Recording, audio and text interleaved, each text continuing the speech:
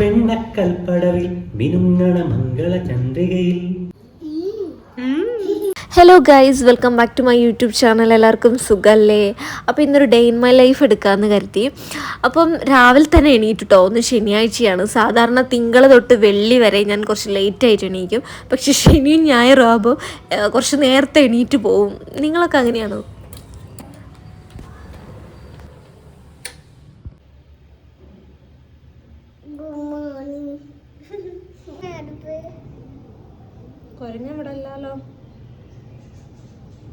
ഇവിടെ ഇപ്പോൾ ഒരാഴ്ചയായിട്ട് ഇടിയും മിന്നലും മഴയൊക്കെ ആയിരുന്നു കേട്ടോ. അതിനുശേഷം ഇപ്പം 2 ദിവസമായിട്ട് നല്ല കാറ്റ് വീശിക്കൊണ്ടിരിക്കുകയാണ്.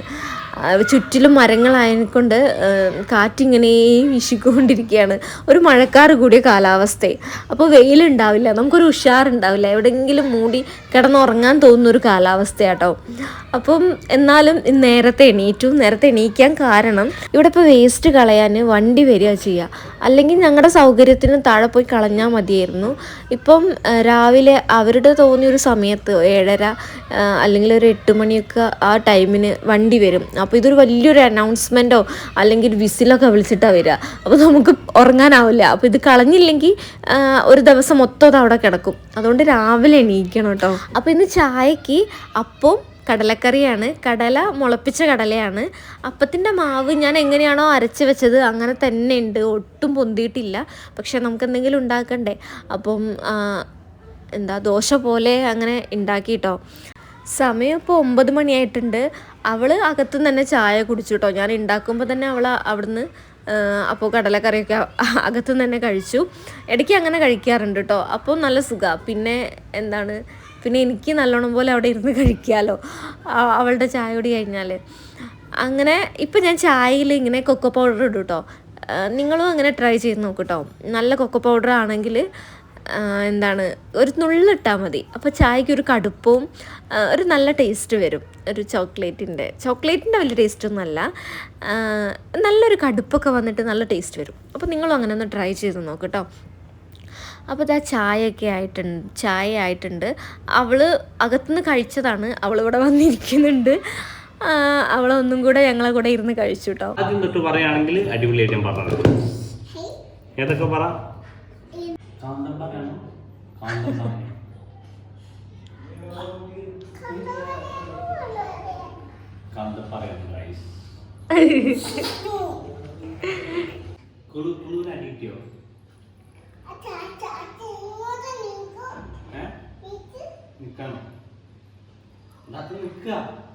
ഋതുവിന് അടി കിട്ടിയോ?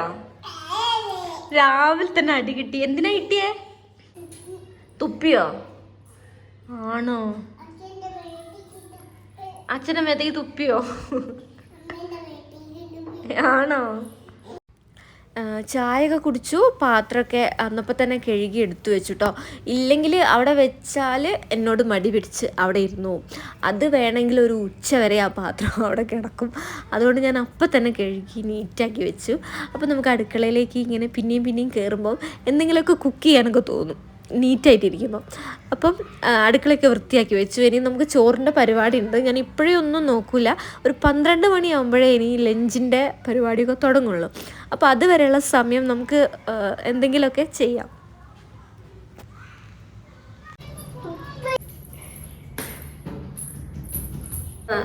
ഇത് ഞാൻ കുറേ കൊല്ലം മുന്നേ വാങ്ങിച്ചൊരു ലിപ്സ്റ്റിക് ആട്ടോ. ഇപ്പം അത് ഞാൻ അവൾക്ക് കളർ അടിക്കാൻ കൊടുത്തേക്കാണ്. അവൾ കളർ അടിച്ചതാണിത് അല്ലേ? ഇനി കളർ അടിച്ചോ. അവൾക്ക് മടിയാ, എന്നെ കൊണ്ട് അടുപ്പിക്കും. ഇരുതു മുഖത്തും കയ്യിലൊന്നും ആക്കരുത്.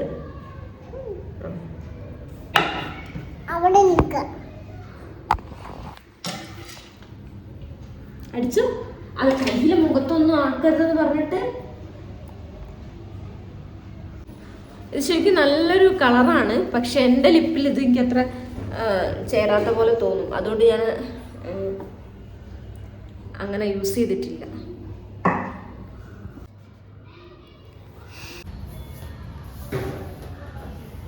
ഇനി ക്ലീനിങ് ആണ്.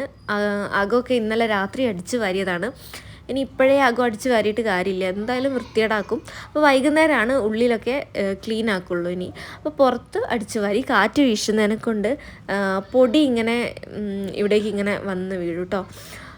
പിന്നെന്താ, ഇത് ഇപ്പോൾ ഡെയിലി ഞാൻ പുറമേ ഒന്ന് അടിച്ചു വാരി ഇത്ര ഏരിയ നമുക്ക് ക്ലീൻ ആക്കേണ്ടതേ ഉള്ളൂ.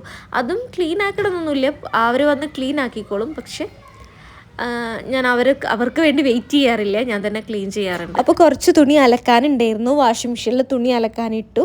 ഇപ്പോൾ മഴ പെയ്യുന്നതുകൊണ്ട് ഡെയിലി അലക്കണം, ഇല്ലെങ്കിൽ ഡെയിലി ഒന്നും അലക്കാറില്ല കേട്ടോ.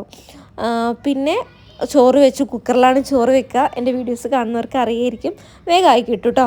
വെണ്ണക്കൽപ്പടവിൽ വിരുങ്ങണ മംഗള ചന്ദ്രികയിൽ ചെണ്ടുമല വണ്ടുകളെ കണ്ടതില്ലെന്നോ, ആമ്പൽ കാവുകളിൽ തുളിക്കണ അല്ലീനം കുളിരിൽ പണ്ടിതിലെ പോയവരൊന്നും മിണ്ടിയില്ലെന്നോ, നറുതന്നൽ നന്ദുണിയിൽ നന്മകൾ നീട്ടി അരയാലിൽ കളിയൂഞ്ഞാലിൽ ഓർമ്മകൾ പാടി അന്തിക്കാലവട്ടം ചേലിലാടാമാലോലം നകുമോ ഗോമുഖന്നല്ലേ നീനാജാലി വെല്ലിസി ചെമ്പകവല്ലികളിൽ തുളു.